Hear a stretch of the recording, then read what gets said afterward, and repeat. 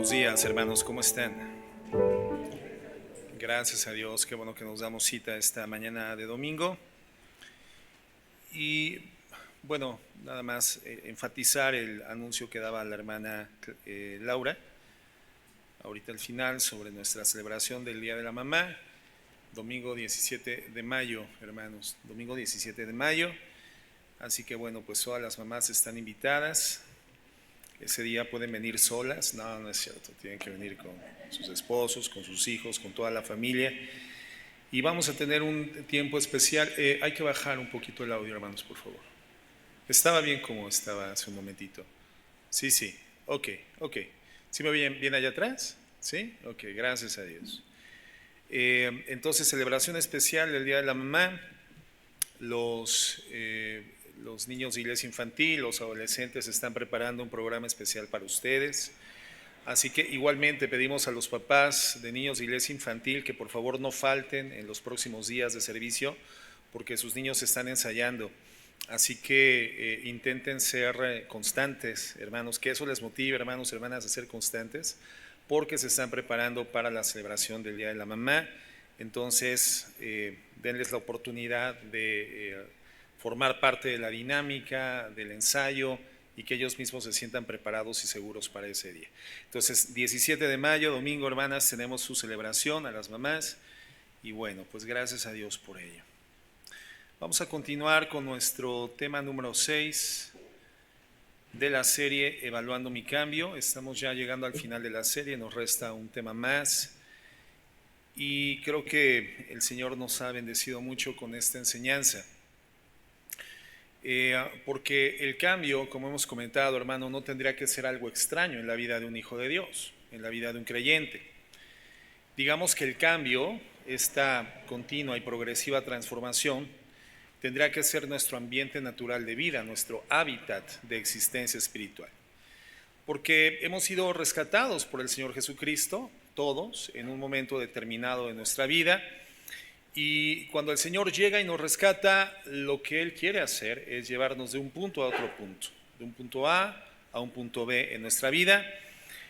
Y Dios utiliza diferentes circunstancias, situaciones, medios de gracia, para que podamos desarrollar de forma cada vez más palpable, más fehaciente, la imagen de su Hijo Jesucristo en nosotros. Cada vez su carácter sea más distinguible en nosotros. Y Dios está en eso, ese es el trabajo de Dios en nuestras vidas. El punto es que eventualmente, a veces, hermanos, no somos conscientes de lo que el Señor está haciendo. No estamos del todo atentos a lo que Él está procesando. Pero Dios en su gracia y fidelidad nos va mostrando y nos va poco a poco involucrando y va produciendo en nosotros este cambio que evidentemente es necesario. No fuimos llamados a la redención, ¿verdad?, apuntando hacia la vida eterna, para no generar cambios correspondientes a esa condición redimida durante nuestro curso en la tierra. La vida eterna, hermanos, está proyectada para el frente de nuestra vida, pero se experimenta desde el hoy, desde el ahora.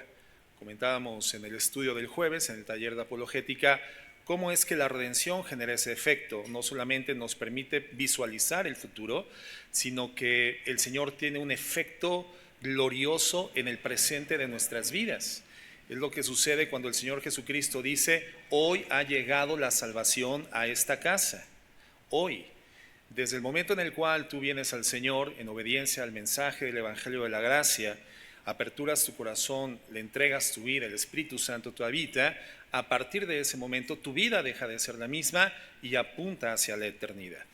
Pero la experiencia de la redención, hermanos, es una experiencia presente, es una experiencia real, genuina, que se experimenta desde el momento en el cual se registra en nuestras vidas. Entonces, los cambios, hermanos, son necesarios porque van evidenciando que esta redención y esa salvación está presente.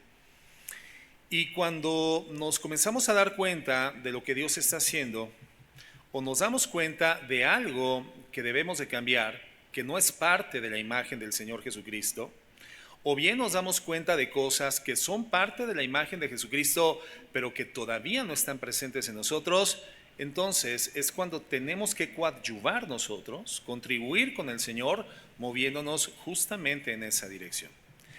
Comentábamos la semana pasada que el cambio tiene diferentes ingredientes o componentes necesarios para el cambio bíblico, para el cambio en nuestra vida. Hemos hablado de ese cambio superficial, que es un cambio de conducta solamente, un cambio del comportamiento, pero no es el cambio del que estamos hablando en la serie, no es ese cambio del que estamos tratando, sino un cambio que es profundo, un cambio que inicia desde el corazón, considera las motivaciones y desde ahí comienza a gestarse el cambio sostenido. Entonces, el cambio de comportamiento que manifestamos externamente tendría que ser el reflejo de algo que está sucediendo dentro del corazón. ¿Cómo se da ese cambio? Bueno, hemos hablado de esto a lo largo de toda la serie y en la sesión anterior comentamos que debe de haber por lo menos 6 componentes para generar un cambio genuino. Y vimos el primero, ¿recuerdan ustedes? Hablamos del primer componente. ¿Recuerdan cuál es? ¿Perdón? La motivación, exactamente. Motivación para cambiar. La motivación tiene que ver con el motor que nos impulsa al cambio. ¿Qué es lo que nos motiva? Un deportista que se prepara diligentemente para una competencia, por ejemplo. ¿Qué es lo que mueve a un atleta a sacrificarse durante un periodo importante de tiempo, entregarse a altos niveles de demanda física? ¿Por qué lo hace? ¿Para qué lo hace? La respuesta, hermanos, es el motor, la respuesta es el motivador. Y bueno, generalmente en forma humana lo hacen porque representa una gloria importante, un galardón, ellos tienen una motivación interna, la capacidad o la posibilidad de destacar preeminentemente dentro de un núcleo deportivo, un núcleo social, y eso es lo que generalmente mueve al ser humano, es la clase de motivación que lleva al grueso de las personas a desarrollar diferentes proyectos o alcanzar diferentes metas. Pero es muy difícil pensar en una persona que alcanza una meta sin haber tenido una motivación que lo propulse a hacerlo, un motor que lo dinamice para poder alcanzar un proyecto, terminar, concretar una tarea, una asignación. Si no hay motivación, hermanos, no hay cambio, no hay cambio. ¿Cuántas veces hemos logrado sostener una dieta, un cambio en nuestro estilo alimenticio sin una motivación apropiada? Si no hay motivación, simplemente llegas al médico, ¿verdad? Pensando que te diga cuál es el problema por el que te duele el juanete y te dice, es que tiene que cambiar su manera de alimentarse. Y tú dices, ¿qué? Vengo por el juanete, no por mi manera de alimentarse, ¿por qué toca ese tema? Y te dice, ahora le voy a dar una nueva dieta que a continuación tendrá que seguir diligentemente. Hermano, definitivamente no tienes motivación para cambiar tu dieta, porque no era el propósito por el cual ibas a ver al médico. Pero si de repente alguien te dice, te voy a regalar un guardarropa nuevo, pero va a ser 2 tallas menos que la talla que actualmente tienes, no tienes que ir al médico, hermano, hermana. Diría más claramente, hermana, no tendrías que ir al médico, ¿verdad?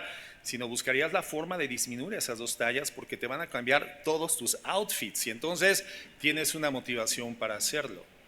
Si no tenemos motivaciones, hermanos, difícilmente vamos a ver que se gesten los cambios en nuestra vida. Bueno, nosotros también tenemos que tener y entender cuál es nuestra motivación interna. Entonces vimos la semana pasada que cuando Pablo nos llama a vivir de una forma digna del Evangelio, a vivir de una manera que agrade a Dios, la motivación que él usa generalmente es lo que Dios ha hecho por nosotros en Cristo. ¿Recuerdan? Lo que Dios ha hecho por nosotros en Cristo, y esa es la forma en la que generalmente Pablo inicia sus cartas, dando una argumentación muy profunda, muy suficiente de lo que la redención en Cristo representa para nosotros, aquello a lo que nos accede espiritualmente en condición de eternidad, y posteriormente entonces nos da el imperativo. Primero nos da el indicativo, que son los motivos, y después nos da el imperativo, lo que tenemos que hacer en consecuencia de lo que Dios ha hecho por nosotros. Pablo entonces quiere que encontremos nuestra fundamental motivación, la dinámica motorizada de nuestras vidas, considerando, meditando y reflexionando de manera profunda en lo que representa el Evangelio de la gracia para nosotros. Entonces, si nosotros nos detenemos a ver lo que Dios ha hecho, si meditamos en el sacrificio que implicó para Dios, ese Dios trino del universo, Dios Hijo, Padre, Espíritu Santo, lo que hizo para salvarnos, lo que implicó la humillación del Señor Jesucristo en la cruz, la gloria a la cual Él nos traslada a través de ese sacrificio, lo que Él decidió hacer no aferrándose a esa condición de igualdad absoluta con Dios, esa vida perfecta, sin pecado, durante 30 años en medio del pecado de la humanidad, siendo un hombre santo, un hombre perfecto, y todo esto siendo también Dios.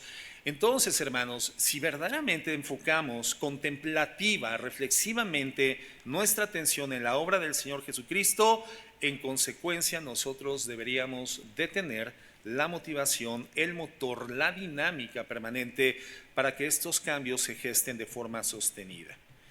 Tenemos que recordar, hermanos, que nosotros no encontramos a Dios, Dios nos encontró a nosotros.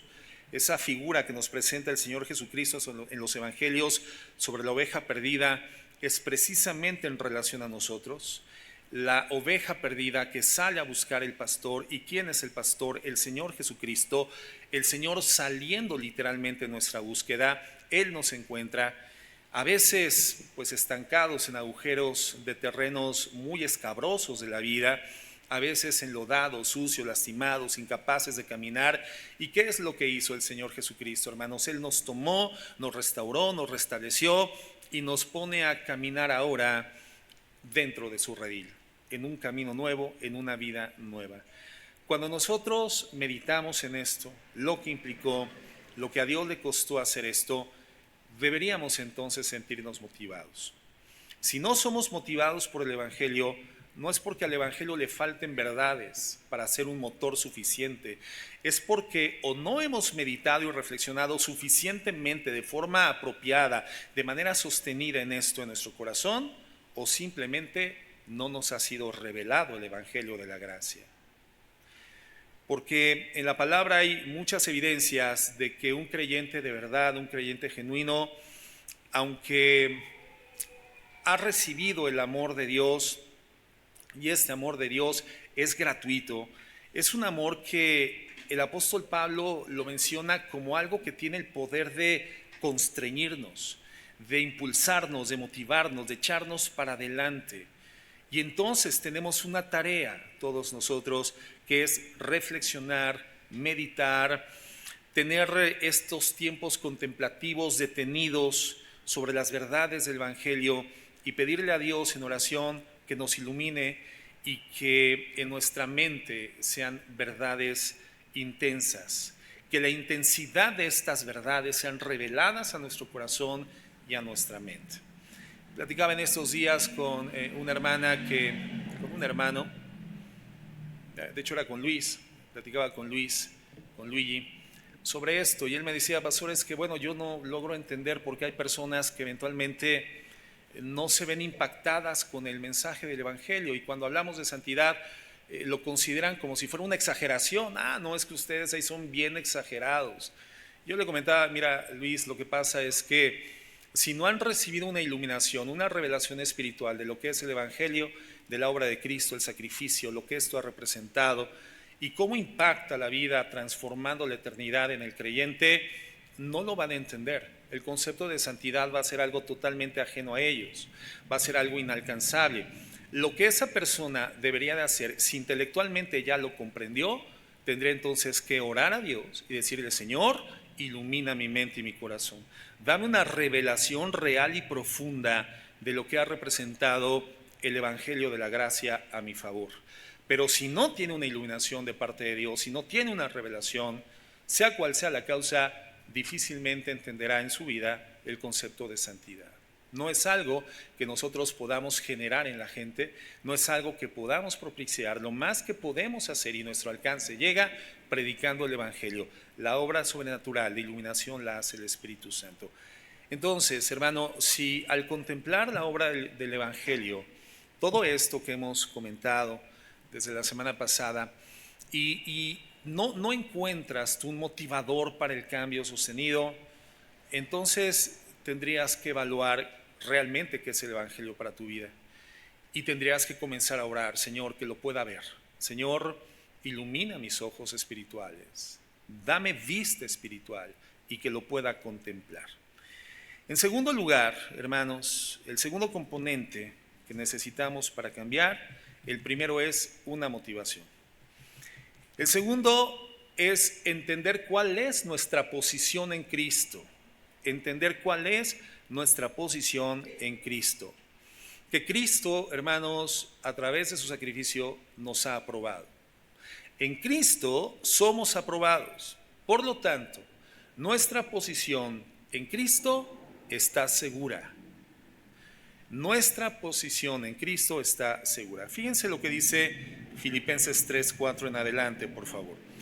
Esos textos los voy a leer en la Nueva Traducción Viviente, una traducción de equivalencia dinámica, no es palabra por palabra, pero nos permite entender de manera muy clarificada, con idioma actual, el consejo de la palabra. Filipenses 3:4 en Nueva Traducción Viviente dice así: aunque si alguien pudiera confiar en sus propios esfuerzos, ese sería yo. ¿Quién está hablando? Ahí es Pablo, ¿verdad? De hecho, si otros tienen razones para confiar en sus propios esfuerzos, yo las tengo aún más. Fíjate, Pablo está aludiendo a su pedigrí, por decirlo así, ¿no? A su currículum vitae, digamos, ¿no? Si alguien tiene motivos, razones para confiar en sus propios esfuerzos, yo tengo aún más. Porque fui circuncidado cuando tenía 8 días de vida. Soy un ciudadano de Israel de pura cepa y miembro de la tribu de Benjamín, un verdadero hebreo, como no ha habido otro. Fui miembro de los fariseos, quienes exigen la obediencia más estricta a la ley judía. Era tan fanático que perseguía con crueldad a la iglesia y en cuanto a la justicia, obedecía a la ley al pie de la letra. Fíjate nada más. O sea, un judío de judíos, como lo dice Pablo de sí mismo. Dice, antes creía que esas cosas eran valiosas, pero ahora considero que no tengo ningún valor debido a lo que Cristo ha hecho. ¿Te das cuenta? A la luz de la obra del Evangelio, lo que sucede en la vida de Pablo es un balance, un equilibrio, es un reordenamiento de los valores, donde lo importante ocupa el lugar preeminente y lo que es secundario o terciario simplemente desaparece de la escena. Este currículum que representaba toda la entrega disciplinada y religiosa y este denuedo del estudio de la ley en Pablo como fariseo, hermano, y que lo representaba, lo significaba, lo simbolizaba y le daba sentido público y social a su vida como un religioso de la época, hermano, simplemente dejó de existir en el corazón de Pablo. Dejó de existir a la luz del Evangelio, a la luz de la obra de Cristo. Pero ahora considero que no tiene ningún valor debido a qué, a lo que Cristo ha hecho. Así es, todo lo demás no vale nada cuando se le compara con el infinito valor de conocer a Cristo Jesús, mi Señor. Por amor de Él, he desechado todo lo demás y lo considero basura a fin de ganar a Cristo y llegar a ser uno con Él. Ya, y fíjate en esto, ya no me apoyo en mi propia justicia por medio de obedecer la ley. O sea, Pablo se apoyaba en lo que él autopercibía de su rendimiento espiritual ante Dios. O sea, él se posicionaba ante Dios en función directa de su nivel de cumplimiento de la ley.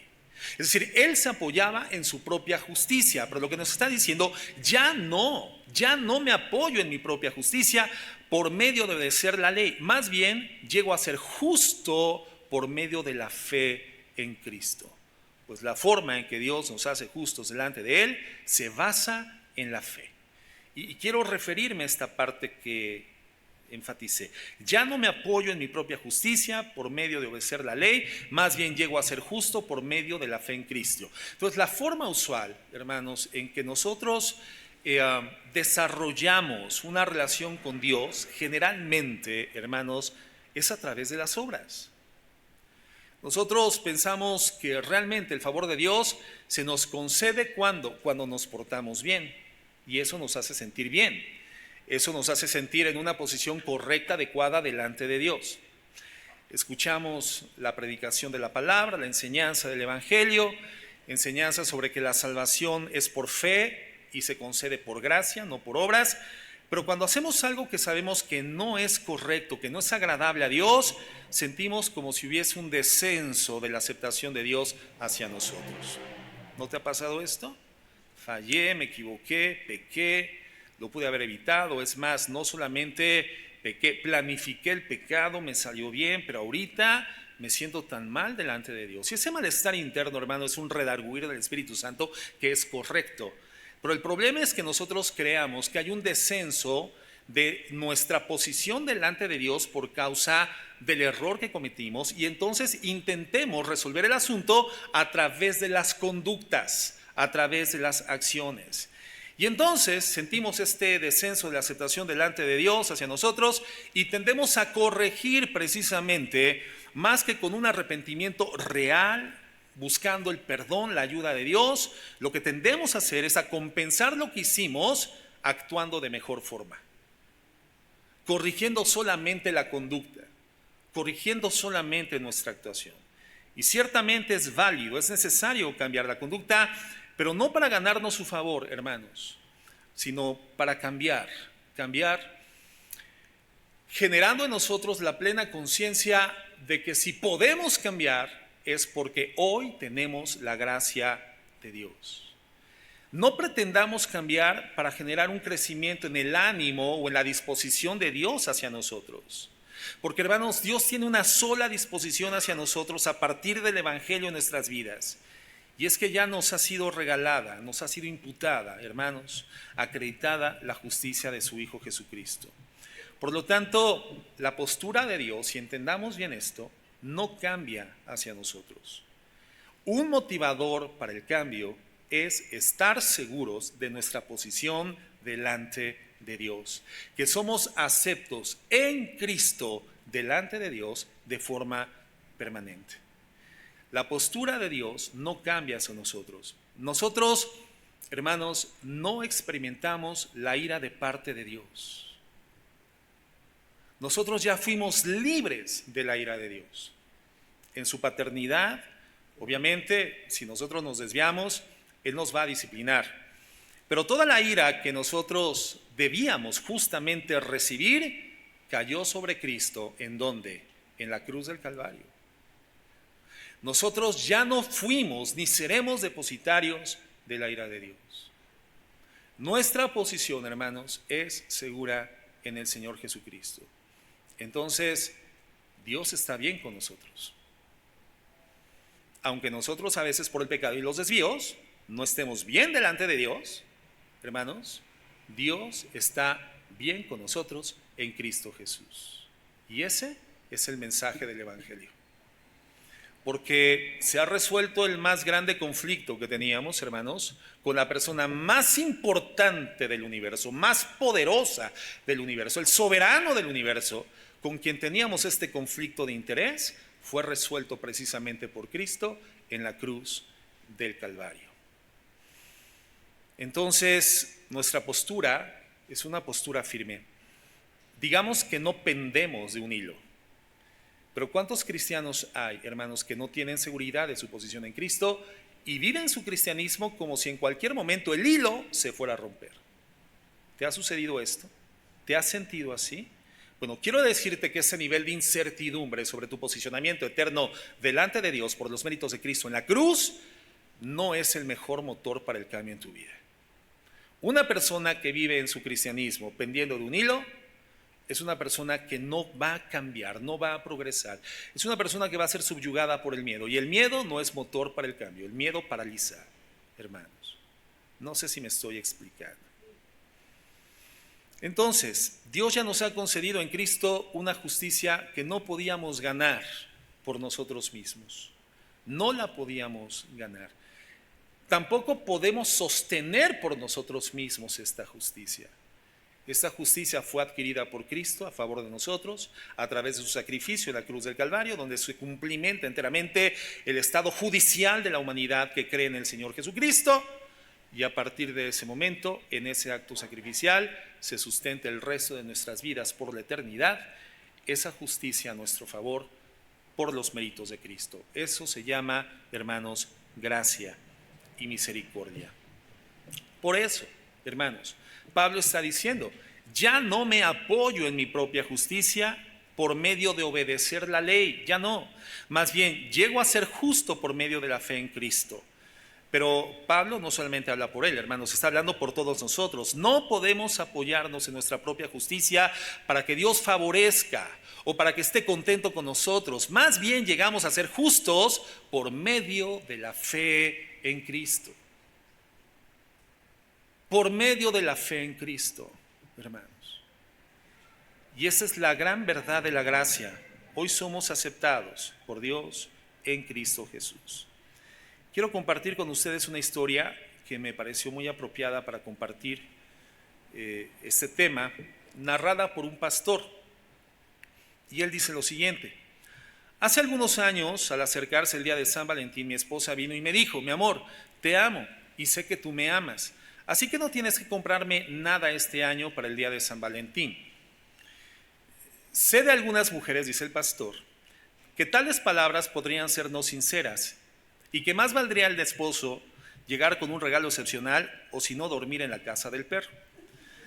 Pero cuando pensé en lo que mi esposa me dijo, me di cuenta de que realmente era así. Si no le daba nada para el día de San Valentín, me amaría igual y me trataría también como si le hubiera dado el regalo más maravilloso. También me di cuenta que si le compraba un bonito regalo, no ganaría más favor del que ya tenía con ella. Ya soy tan amado y aceptado como puedo serlo por mi esposa. ¿Qué crees que fue lo que hice?, pregunta el pastor.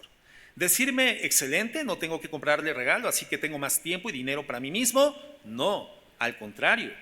Tal amor de parte de mi esposa conmovió mi corazón y quería yo entonces corresponder amándola más. Cuando pensé más sobre este asunto, me di cuenta de que esta clase de experiencia en el matrimonio ilustra cómo el amor de Dios en el Evangelio nos mueve a la obediencia, cómo el amor de Dios en el Evangelio nos mueve al cambio. Nuestras obras de obediencia no contribuyen a la justicia de Cristo que ya nos ha sido imputada. Dios ya no podría estar más favorablemente dispuesto hacia nosotros. Nosotros amamos porque Él nos amó primero.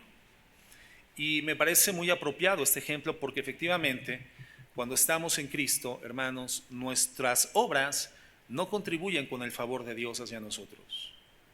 Nuestras obras no contribuyen con el favor de Dios hacia nosotros. Ya en Cristo he sido amado. Ya en Cristo tú fuiste amado como podías ser amado. Mi posición en Cristo, hermano, está segura. Y sentirnos así nos libera para actuar no buscando el favor de Dios, sino actuar porque tenemos el favor de Dios. Nos movemos entonces en gratitud, ya no en miedo. Nos movemos en agradecimiento. Nos movemos en la abundancia de lo que Él ha puesto en nuestras vidas para intentar retribuirle algo de lo mucho que nos ha dado y corresponder a su amor por amor. Y eso tendrá que movernos a nosotros al cambio profundo, hermanos. Este entendimiento claro de nuestro posicionamiento en Cristo, esta identidad perfectamente definida en lo que Cristo ha hecho por nosotros, en que somos aceptos para Dios en el amado. Y algunos podrían decir, bueno, enseñar esto, pastor, podría ser peligroso, porque bueno, si ya no hay nada que hacer, entonces, si ya Cristo lo hizo todo, yo ya no tengo nada que hacer, entonces puedo darme algunas libertades licenciosas. No, hermano, no es así. No es que no tengamos que hacer nada. Fíjense cómo lo expresa Pablo, inspirado por el Espíritu Santo, en Romanos capítulo 5. Vamos a leer desde el verso 19, por favor. Romanos 5, 19.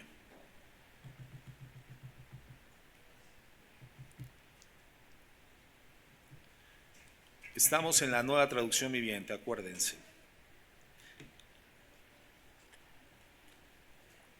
Y dice: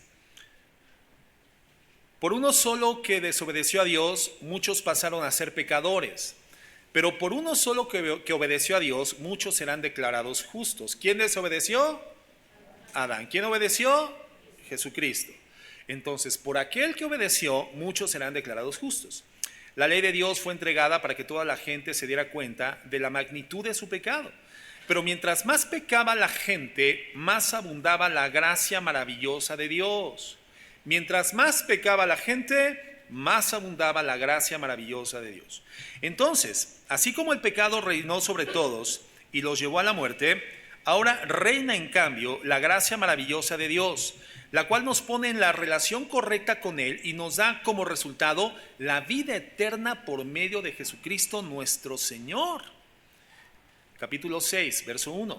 Ahora bien, ¿deberíamos seguir pecando para que Dios nos muestre más y más su gracia maravillosa? Fíjate cómo ahora cuestiona retóricamente el apóstol Pablo en base al argumento que da en el capítulo 5.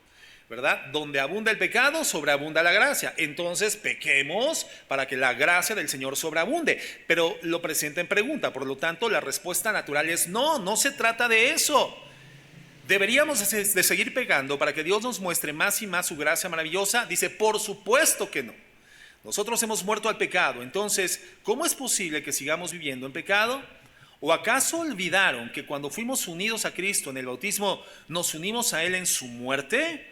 Pues hemos muerto y fuimos sepultados con Cristo mediante el bautismo. Y tal como Cristo fue levantado de los muertos por el poder glorioso del Padre, ahora nosotros también podemos vivir, como dice, una vida nueva. Muertos al pecado con Cristo, hermanos, resucitados a una vida nueva. Claro está entonces, hermanos, que cuando el Evangelio es entendido correctamente, no promueve el pecado, promueve la santidad. Porque el Evangelio mueve el corazón en la dirección de gratitud y fidelidad a Dios. Entonces, contrario a lo que mucha gente piensa, que hablar en estos términos podría conducir a algunos a pensar que la gracia es una especie de licencia para pecar. No, no es así. Pero si te conduce a verlo así, hermano, entonces revisa tu conversión. Tienes que revisar tu relación con Dios, identificar si realmente existe o no existe ya una relación con Dios. Porque en el creyente genuino, en el Hijo de Dios, esto produce que fluya de él gratitud, fidelidad y obediencia. Gratitud, fidelidad y obediencia, hermanos. Entonces, estar seguros de la aceptación que hemos recibido en Cristo, tener esta relación garantizada en base del mérito glorioso de Cristo en la cruz del Calvario y saber que en la medida en la cual este mérito continúe teniendo valor eterno para el Padre, nuestra seguridad en Cristo está garantizada, nos permite tener una base suficiente para un cambio genuino que proyecte hacia un encuentro eterno con nuestro Señor Jesucristo. Pero mientras continúes sintiéndote pendiendo de un hilo en tu relación con Dios, porque siendo hijo de Dios ya llegaste a la conclusión correcta de que continuamos pecando. Y que muchas veces, hermano, obviamente no tendría que ser ya por la maquinación o la dilucidación de la forma de hacerlo eficazmente y poder continuar encontrando un regodeo, una satisfacción o gratificación anímica a través de la comisión del pecado. No, sino que pecamos por falta de comunión con el Señor, por dilación en nuestra búsqueda de Él, porque somos descuidados espiritualmente y cuando nos damos cuenta cometimos un error. Bueno, cuando sucede esto, lo que tienes que hacer es recordar. El pecado cometido por sí mismo tendría que ser un recordatorio eficaz de que la gracia del Señor Jesucristo se encuentra sostenida en sus méritos eternamente aceptados por el Padre en la cruz del Calvario, y entonces correr a acogernos a esa gracia y presentarnos en arrepentimiento delante de Él. Y por supuesto, promover el cambio de la conducta externa, pero en la base fundamental de esta comprensión de la obra interna de Cristo transformando nuestras vidas por el poder del Espíritu Santo. Y entonces, hermanos, el comportamiento no será meramente externo para buscar un mejor posicionamiento con Dios, porque ya estamos bien posicionados con Dios, sino que por cuanto estamos posicionados en la gracia con Dios, hoy podemos cambiar. No es cambiar para ser más acepto delante de Dios, sino por cuanto ya somos aceptos en Dios, en Cristo, entonces, hermanos, podemos cambiar, debemos cambiar. Antes de eso era una imposibilidad para nosotros. Antes queríamos ser buenos y no podíamos. Hoy somos buenos delante de Dios por los méritos de Cristo. Hemos sido lavados del pecado.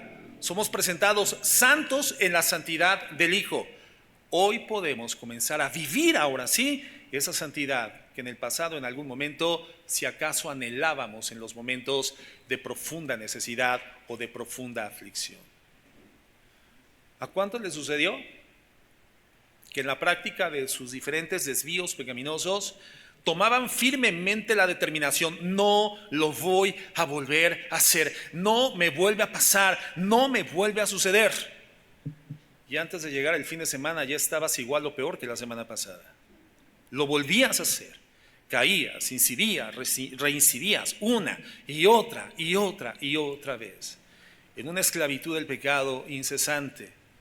¿A cuántos les sucedió eso, hermanos? ¿A cuántos nos sucedía eso? Pero hoy en Cristo no es así, porque hoy hemos cambiado realmente. El Señor ha cambiado, ha gestado una transformación eterna por la transformación de la naturaleza, y por lo tanto hoy lo que se espera de nosotros es que nuestro hábitat, nuestro medio ambiente, sea el cambio constante, el crecimiento en la transformación a la imagen y semejanza de Cristo, con el motivador correcto, que es la contemplación de la obra del Evangelio de nuestro Señor Jesucristo por nosotros, y con esa plena certidumbre de que hemos sido aceptos en el amado. Y esa base fundamental, hermanos, es para nosotros un factor básico para el cambio, un componente elemental para el cambio. Entonces, hermanos, si es tu caso que aún sigues tembelequeando, ¿verdad?, pensando que tu comunión con Dios, tu vida en Cristo, tu seguridad en Cristo pende de un hilo, necesitas una revelación del Evangelio.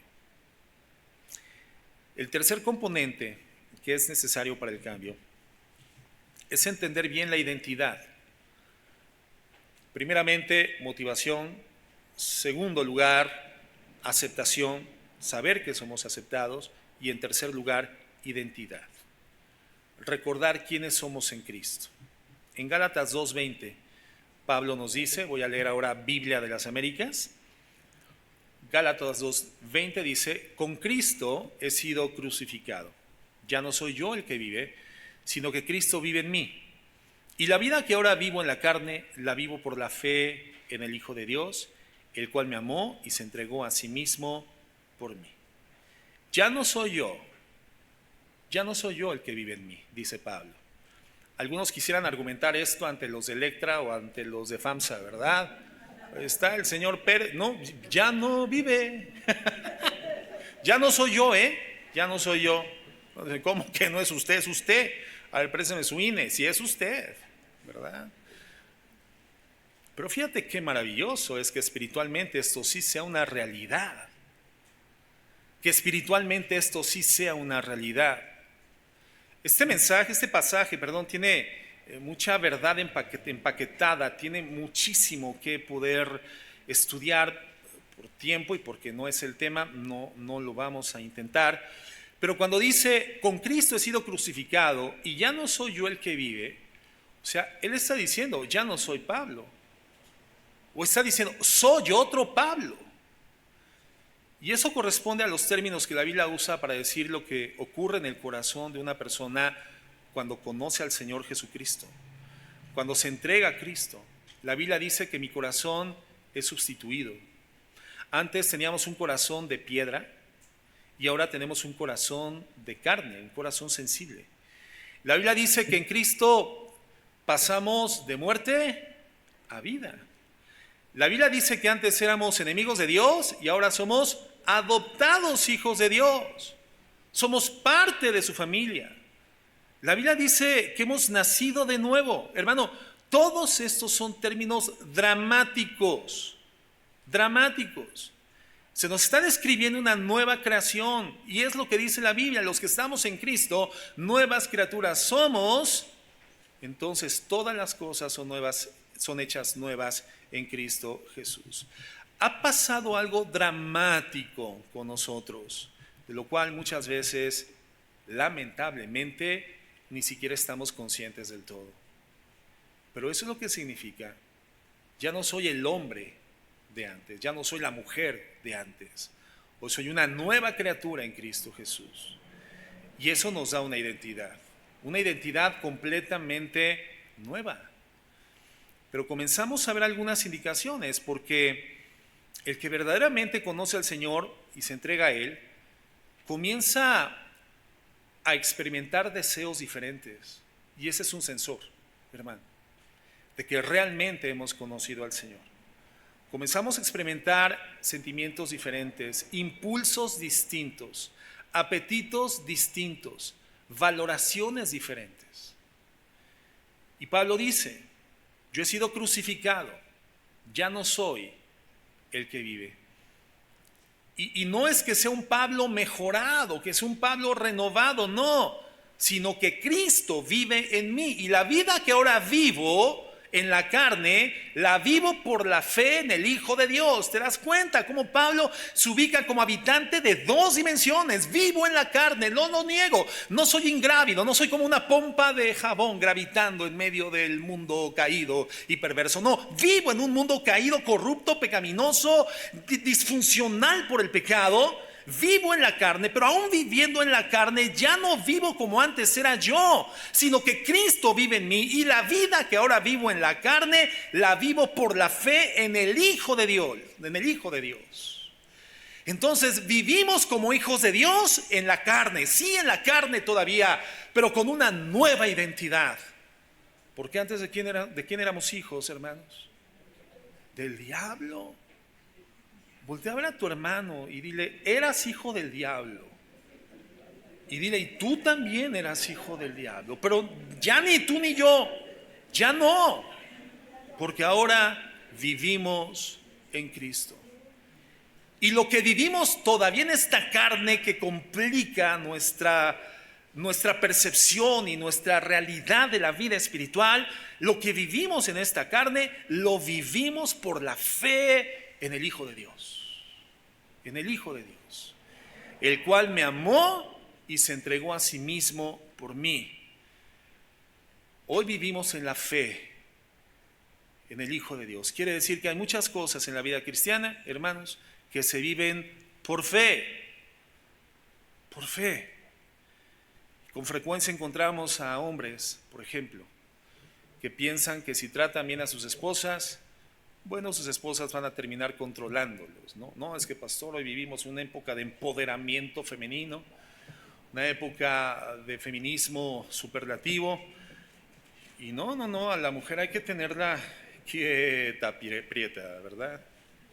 Quieta. Porque, ¿y si termina controlándonos? Bueno, increíble, hermanos, pero hay muchos que piensan así. Y aplica en todos los contextos. No solamente en el matrimonio, hay quienes piensan que si tratan bien a sus empleados, el empleado va a terminar controlándolos o manipulándolos. Y bueno, puede ser que haya intenciones de control y manipulación en una persona con un corazón incorrecto, pero eso no tendría que definir en nosotros el hacer lo que debemos de hacer, tratar a las personas bien. Eso es lo que hacen los hijos de Dios.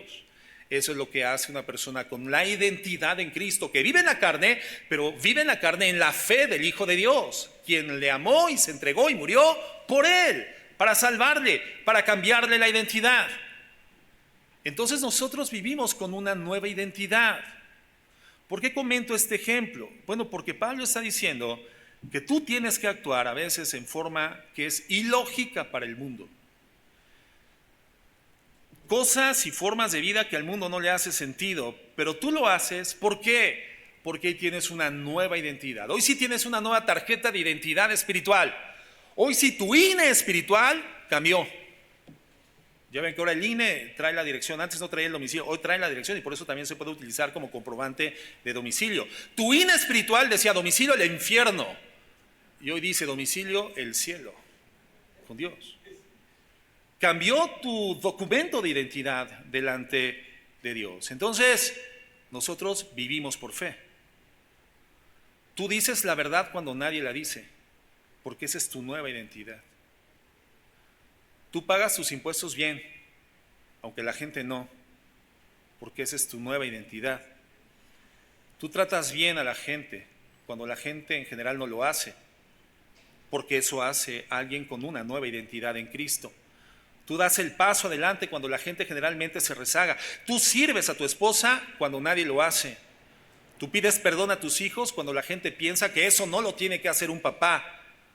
Lamentablemente, hermano, la mayor parte de la gente piensa así, pero tú lo haces por fe, por la fe en el Hijo de Dios. Vives en la carne, pero en la fe en el Hijo de Dios. ¿Por qué? Porque la Biblia dice que así lo tienes que hacer. Tú vives por la fe en el Hijo de Dios, el cual me amó y se entregó por mí. Y esa es la identidad.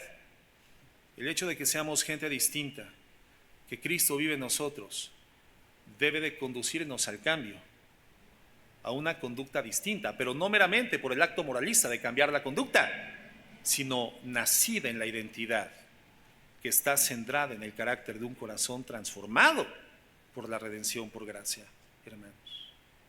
Por eso la identidad es fundamental. Nosotros vamos a ser el resultado directo de lo que pensemos de nosotros mismos. Nuestra identidad define nuestro destino. Cuando una persona se casa, por ejemplo, hay un símbolo visible de su condición matrimonial en el cuerpo. ¿Cuál es, hermano? No es un grillete en el cuello, hermano, no te preocupes. Hay un símbolo visible de la condición matrimonial de una persona. ¿Cuál es? El anillo. Yo por eso siempre le sugiero a las personas que están casadas, sobre todo cuando ha pasado el tiempo, ¿verdad? Y ya el anillo quedó en una casa de empeño, vendido, o en alguna alberca, ¿verdad?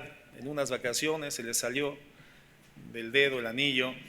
No importa, aunque sea un anillo de Temu, hermano, cómprense un anillo que haga visible la relación que ustedes tienen delante de ti, delante de Dios, en compromiso asumida voluntariamente.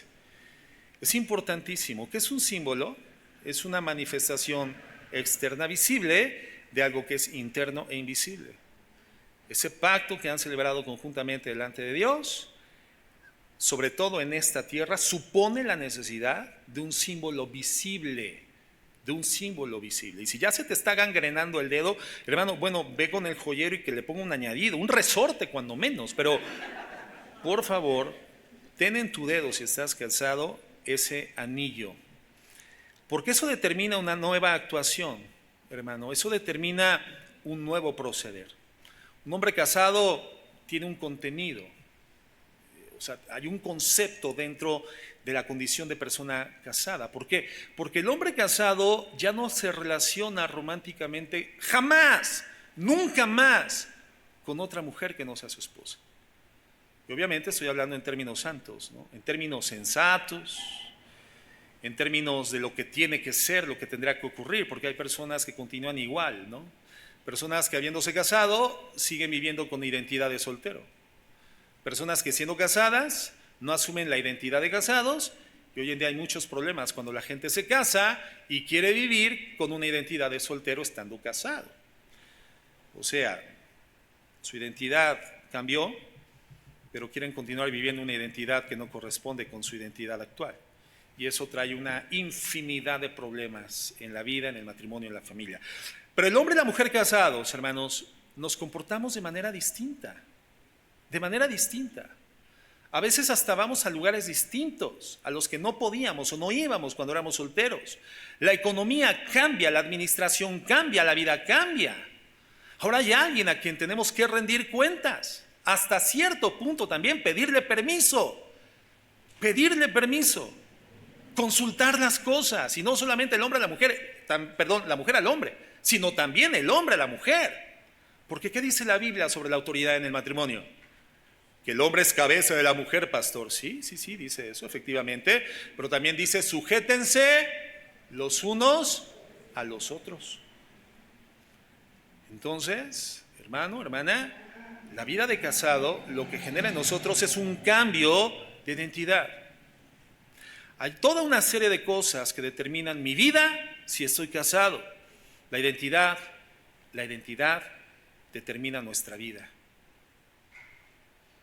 Pero si yo soy casado y no tengo la identidad de un hombre casado, voy a tener graves problemas y voy a generar graves problemas. Tengo un problema de identidad,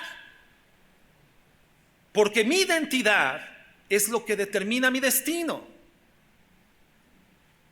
Lo que tú creas que eres determina la forma en que te vas a comportar y la forma en la que vas a vivir. Por eso, la identidad como hijos de Dios es un componente, un ingrediente indispensable en la determinación a cambiar de forma sostenida para la gloria de Dios. En la guerra civil de los Estados Unidos, y este ejemplo lo he dado en distintas ocasiones. Cuando se declaró la abolición de la esclavitud, muchos esclavos fueron fueron ya salidos voluntariamente de las fincas en las que servían, pero tiempo después, los que habían sido amos de ellos comenzaron a enviarles mensajes amenazantes en los que les decían que si no regresaban a servirles a ellos, a sus amos, como esclavos, les iba a ir mal. Pensaban estos amos o antiguos amos que aún continuaban teniendo poder sobre los esclavos. Pero muchas personas de color, y esto fue lo trágico, volvieron con sus amos pensando que todavía tenían poder y soberanía sobre ellos. Es decir, a muchos ex esclavos les fue muy difícil, a muchos hombres y mujeres legalmente libres, les fue muy difícil asumir la identidad de hombres y mujeres libres. Y por cuanto su identidad no se transformó, en cuanto su condición jurídica sí, ellos eran ahora jurídicamente libres, pero voluntariamente esclavos, porque siendo libres no desarrollaron una identidad de libertad. Su identidad definió su destino. Seguían comportándose como personas bajo esclavitud. Bueno, de la misma forma nos pasa a nosotros espiritualmente. Hemos sido liberados en Cristo.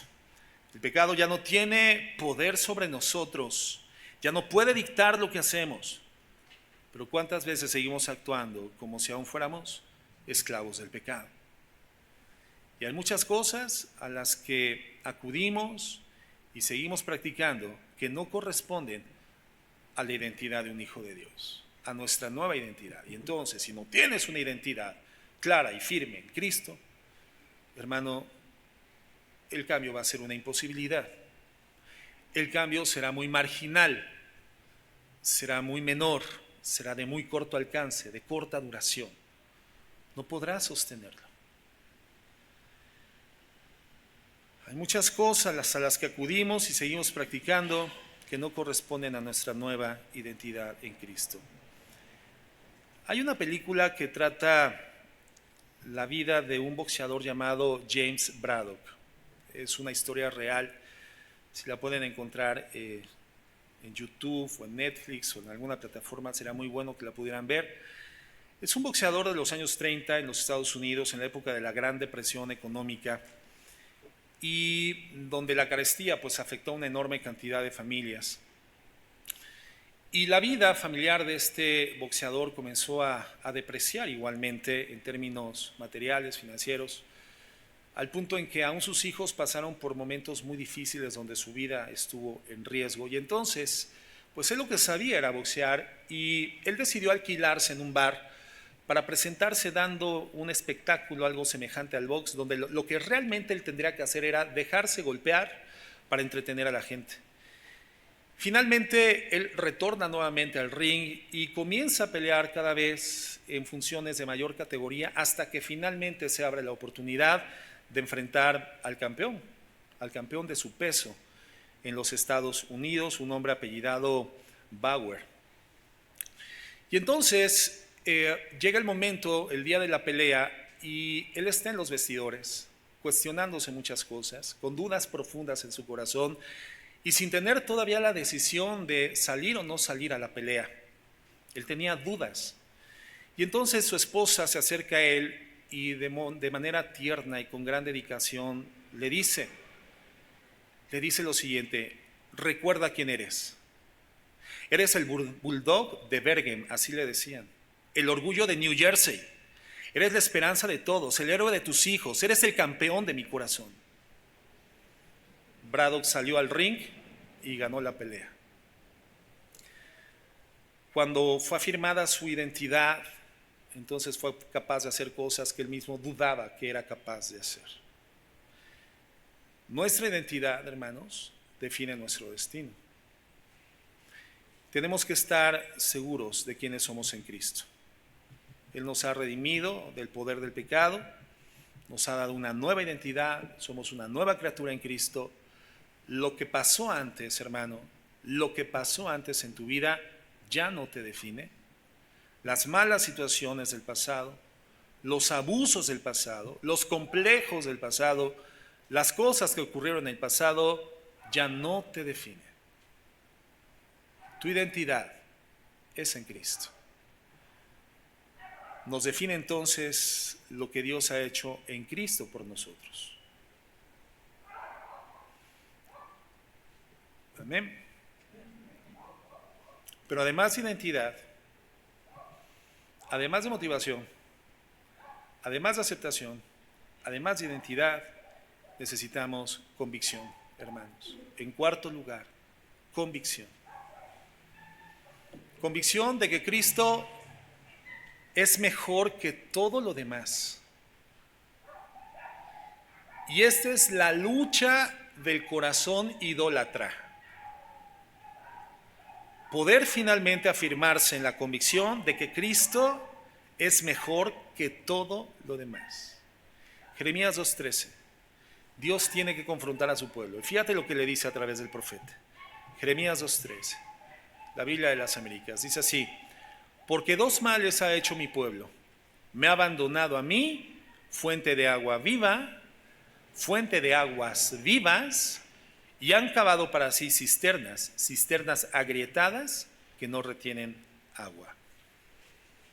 El Señor utiliza una analogía, una ejemplificación para confrontar a su pueblo sobre estos dos males que está denunciando, que les está confrontando, que ellos han cometido. Primeramente menciona un abandono de Dios, pero el abandono de Dios tiene una explicación. Él se presenta aquí como fuente de aguas vivas. Y el agua, hermanos, es un símbolo en la Biblia de plenitud, de vida, de abundancia, de realización. Dios usa entonces una analogía para presentarse como tal. De hecho, Cristo en Juan 4, ante la mujer samaritana en el pozo de Jacob, se presenta a sí mismo como el agua viva, el agua de vida. Le dije, mujer, si tú supieras que yo soy el agua de vida, si tú supieras que yo soy el agua de vida, nunca jamás volverías a tener sed. ¿Qué le dice la mujer? Señor, dame de esa agua para que nunca tenga que volver a venir al pozo. La mujer no entendió que Cristo se estaba refiriendo al hecho de que Él puede llenar el alma humana plenamente. Eso significa el agua de vida. Él llena el alma, las necesidades más profundas, más indispensables, más esenciales. Satura de plenitud, satura de bienestar el alma del ser humano. Y es lo que Dios le está diciendo a su pueblo en este juicio que está lanzando. Les está diciendo, yo soy fuente de aguas vivas. Es decir, soy quien puede suplir el alma humana a plenitud. Pero lo que hace el pueblo fue abandonar al Señor y decidió cavar cisternas, o sea, cosas que ellos mismos confeccionaron, cosas que ellos mismos elaboraron. Y esos, hermanos, son los ídolos que nosotros tenemos. Cosas que nosotros hacemos, ante las cuales nos postramos. En el pasado, ¿qué eran? Pues generalmente eran estampitas, figurillas de piedra, de metal, etc. Hoy en día, hermanos, son proyectos, son conceptos, son posesiones materiales, son proyectos de vida, proyectos de negocios, ídolos de nuestra propia confección que nosotros mismos elaboramos, cisternas que nosotros mismos cavamos, pensando que ahí vamos a almacenar el agua que va a llenar nuestra sed de plenitud y de satisfacción. Pero sucede que Dios dice una y otra vez a lo largo de su palabra que todas esas cisternas que no son Él, son cisternas que están rotas. Son cisternas fisuradas, no retienen agua. Pueden durar por un tiempo, pero solamente por un tiempo. Darnos cierta sensación de satisfacción, pero solamente temporal. Parecería que sí, sacian, pero al final se quedan sin agua. Y nosotros nos quedamos sedientos de la plenitud que estábamos buscando.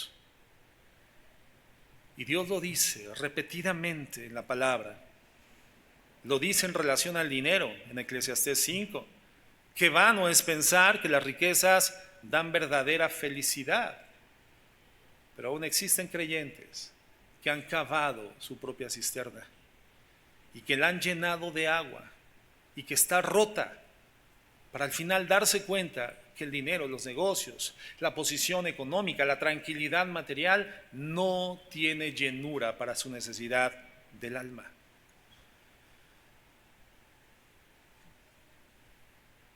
Lucas 12:15, el Señor Jesucristo nos enseña lo mismo y Él dice: estad atentos y guardaos de toda forma de avaricia, porque aun cuando alguien tenga abundancia, su vida no consiste en sus bienes. La vida no consiste en la Reina Valera, la vida no consiste en la abundancia de bienes que posees. Pero así como el dinero, hermanos, y las posesiones, el ídolo de la aprobación de los demás es una cisterna que nosotros cavamos, ser aprobados por los demás. El ídolo de mi propia realización es una cisterna que cavamos y creemos que contendrá el agua que va a saciar nuestra alma, y no es así. El ídolo de desear tener todo lo que los ojos ven y desean, el querer tenerlo, poseerlo, pensando que son cisternas que nos van a proveer de plenitud, esa que tanto deseamos, hermanos. Si vamos a cambiar, recuerden, el problema no es cambiar, el problema es amar. No se trata de cambiar, se trata de a quién amamos. Si nosotros no amamos a Dios por sobre todas las cosas, con toda nuestra mente, con toda nuestra alma, con todas nuestras fuerzas, si no es el centro fundamental de nuestras motivaciones, entonces, hermano, cualquier otro afecto va a competir por el lugar que solamente le corresponde a Dios. Pero cuando Dios es el centro de nuestra vida, cuando Dios es mi primera búsqueda cotidianamente, entonces los demás afectos van encontrando su justo lugar, en su justa dimensión, en su justa proporción. Cuando Dios es el centro de mi vida, ningún afecto volverá a competir por el lugar preeminente en mi corazón, porque ese es de Dios. Nuestros amores y afectos dejarán de ser idólatras. Dejaremos de cavar cisternas, depositando diferentes tipos de aguas en las que creemos que podremos encontrar saciedad para nuestra sed. Y no va a ser así, hermanos. Entonces, si vamos a cambiar, tenemos que amar cosas diferentes. Y el factor primordial de nuestro amor es Dios. Y entender que las cosas en las que en el pasado pusimos nuestro amor y que nos desviaron, hermanos, todas eran un fraude. Nos dejaron vacíos y nos dejaron sin plenitud. Entonces, el cuarto factor de cambio es convicción de que Jesús es mejor que todo lo demás. Si Dios lo permite, la siguiente semana revisaremos los últimos dos componentes, que evidentemente hay más. Evidentemente podríamos decir que es una receta con muchos ingredientes exquisitos, pero creo que son los más sobresalientes, los más fundamentales que la Biblia nos ofrece para que nuestro cambio sea un cambio verdadero. Que no sean cambios que no cambian, sino cambios perdurables, verdaderos, genuinos, nacidos no solamente de la modificación externa de la conducta, sino nacidos de la transformación interna del corazón, hermanos. Amén. Vamos a orar.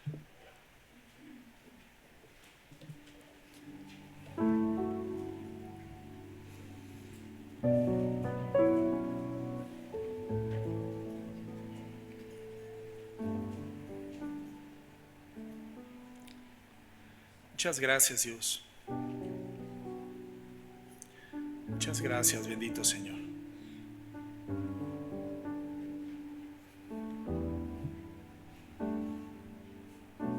Hoy, como tus hijos, continuamos creciendo en la comprensión sobre la necesidad del cambio o lo inevitable del cambio cuando realmente hemos sido sujetos de una transformación espiritual.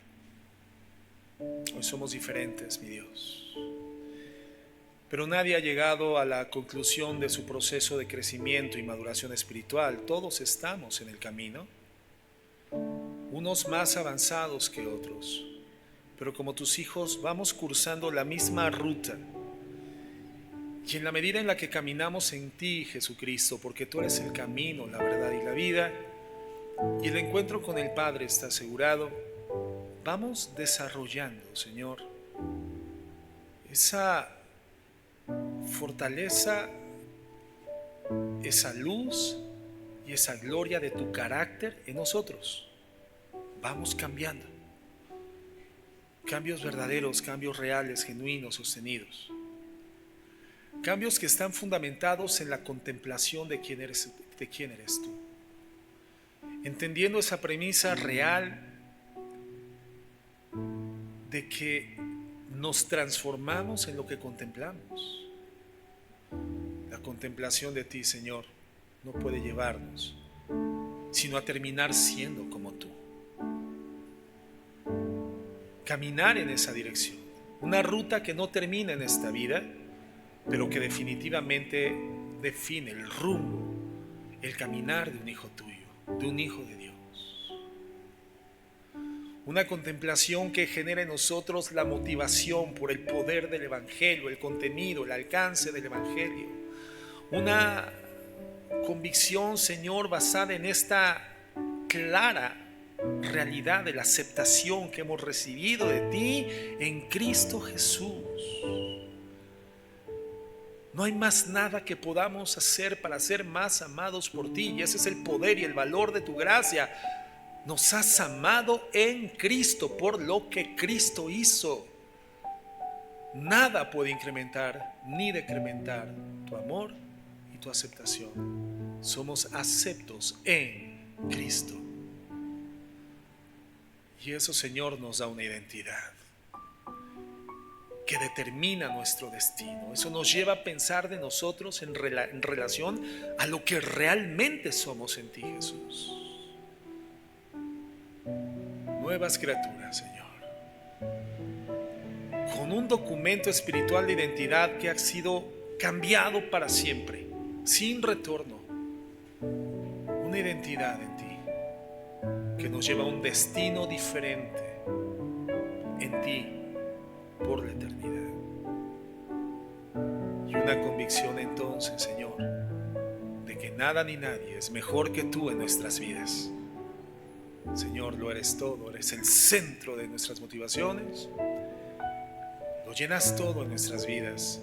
En ti estamos completos y en ti estamos seguros. Tú eres esa fuente de aguas de vida que sacia permanentemente la sed que había en nuestras almas. En ti hay plenitud de gozo y delicias a tu diestra, Señor, para siempre.